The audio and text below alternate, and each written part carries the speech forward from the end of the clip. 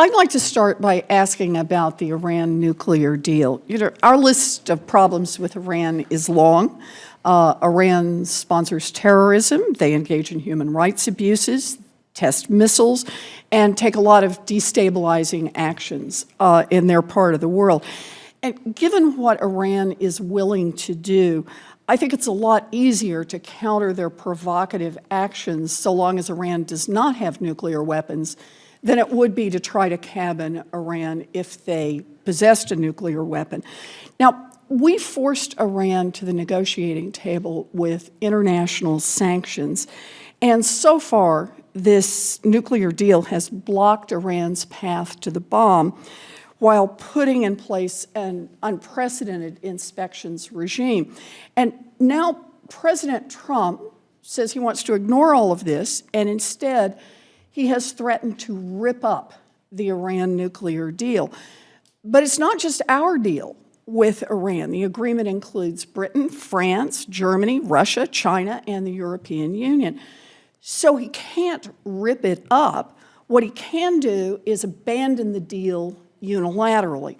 So, Dr. Seymour, if the United States unilaterally withdraws from the deal, how easy would it be to convince our allies to reimpose sanctions on Iran?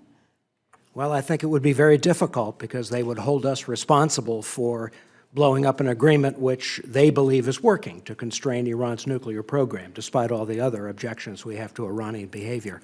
So my concern, if we unilaterally abrogated the agreement, is that we would find ourselves in a very weak position to restore the kind of sanctions that forced Iran to negotiate in the first place. That's right. And without those sanctions, what are the chances we're going to get Iran to negotiate a better deal from our perspective? Well, the trouble with not having, leverage in a negotiation is that we might quickly be forced to have to use military options. So you'd have to be prepared to use military force in that event. So if the deal collapsed, do you believe that the Iranians would likely resume their nuclear program? I think so, but I think they'll be very cautious. I mean, if you look at the history of Iran's program, they could be much more technically advanced than they are now in terms of producing weapons-grade uranium and so forth. I think the Iranians have tried to calculate how can we move the program forward without inviting a military attack or strong international reaction. So I think they would probably revive the program. The restraints would be lifted. But I don't think they'd race for a bomb. I think they're much too cautious for that. But it sounds like to me that enforcing the deal we have is better than not having a deal. I think so, and I think as the Trump administration reviews their options, my guess is that they'll probably conclude that it makes sense to continue to abide by the deal as long as Iran does. I hope so. Let me ask you another part about this. The International Atomic Energy Agency is responsible for monitoring and inspections of Iran's nuclear program. And the United States is the largest contributor to this nuclear watchdog budget, and many of our allies also contribute. According to media reports and a leaked draft executive order, President Trump is considering a significant cut to U.S. funding for international organizations like the IAEA by as much as 40%. And this is despite the fact that a GAO report issued last June explained that IAEA officials will need about $10 million more each year in addition to the funding they have over the next 15 years to fund the verification and monitoring of Iran's nuclear program. So, Dr. Seymour, regardless of what anyone's opinion is about the Iran deal, does cutting the IAEA's resources for verifying Iran's compliance with the agreement increase or decrease the likelihood of Iran developing a nuclear bomb? Well, if we cut the IAEA's resources, they'll be less able to monitor Iran's program, and therefore the Iranians might calculate they have a greater likelihood of not being caught if they cheated. And I might add the IAEA, of course, does more than monitor Iran's program. They monitor peaceful nuclear programs all around the world. So the impact is everywhere. The impact would be everywhere, yeah. Thank you. The nuclear deal put an unprecedented inspections regime on Iran, and that regime has provided tools that we didn't have before to help prevent a nuclear-armed Iran.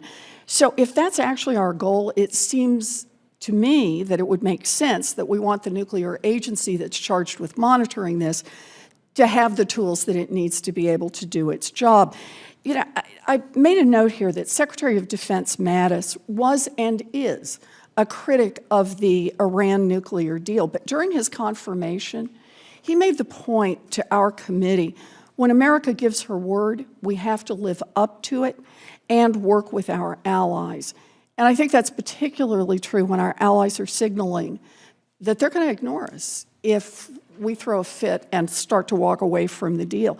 If we're serious about reducing the threat of nuclear proliferation, then I think the United States should make sure that the entire world understands that it is Iran's fault if this deal falls apart. I want to take the last minute I've got, if I can, just to follow up on a question about North Korea. We've talked about the threat from North Korea. By my count, they've conducted 5 nuclear tests since 2006. We talked about last week. They test-launched 4 missiles in the Sea of Japan. These are real threats from a dangerous, unstable, and nuclear-armed state. Refusing to talk to North Korea over the last several years has not stopped their extreme behavior. And despite the tough sanctions, they continue these provocative actions. So the question I want to ask about is that North Korea relies heavily on its ally, China. And in recent months, the Chinese government has signaled some frustration with the North Korean government and suspended all North Korean coal imports, which is a major source of income for the regime. Dr. Seymour, do you think the Chinese strategy toward North Korea has changed? Is that what we're seeing here? I'll be careful about my time here, Madam Chair. I think the Chinese are terribly frustrated and angry with Kim Jong-un, and they're signaling to him that if he continues to carry out testing that damages China's interests, they will punish him by exacting economic penalties. So from that standpoint, I think the Chinese are working with us better than they ever had before.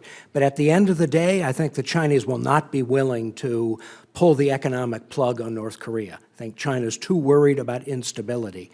So we're going to have to figure out whether we want to use the economic leverage that we've acquired in order to try to negotiate some limits on North Korea's nuclear and missile program.